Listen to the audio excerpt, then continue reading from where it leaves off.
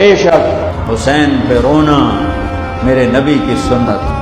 ہر شے کو بدعت نہ بناؤ. آپ تو ان کی شہادت سے پہلے رو رہے ہیں. وہ آنکھ ہی کیا جو آل رسول کے مصائب پہ نہ روئے. وہ کیا آنکھ ہے، وہ کیا ایمان ہے، وہ کیا انسان ہے. ام سلمہ سے آپ نے فرمایا ام سلمہ آج ایک فرشتہ ملنے آ رہا ہے، بہت خاص، کسی کو اندر نہیں آنے دینا. بس ام سلمہ پیرے پہ کھڑی ہو. تھوڑی دیر کے بعد اندر سے میرے نبی کے زور زور سے رونے کی آواز آئی. ام سلمہ رہ نہ سکی، بھاگ کے اندر گئیں. تو آپ نے کیا دیکھا؟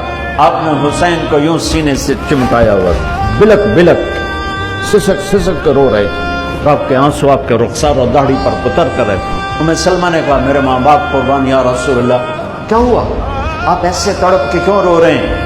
تو آپ نے روتی آواز میں کہا، بہتے آنسوؤں کے ساتھ، کپ کپاتے بدن کے ساتھ، کہ ام سلمہ یہ فرشتہ جو مجھے ملنے آیا تھا یہ میرے بچے کو دیکھ کر کہہ رہا ہے کہ آپ کی امت اس بچے کو قتل کر دے گی، اور جہاں اس کا خون گرے گا وہ مٹی مجھے دکھائی ہے اس نے.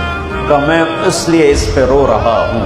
ابھی تو وہ شہید نہیں ہوئے اور رویا جا رہا ہے، تو اب تو ان کی شہادت پہ روتے ہیں، اور یہ قیامت تک روتے رہے گی دنیا. یہ اللہ کا نظام ہے. اس نے کربلا کے واقعے کو یوں کر دیا جیسے ہر سال آج ہی ہوا ہے، آج ہی حسین شہید ہو رہے ہیں.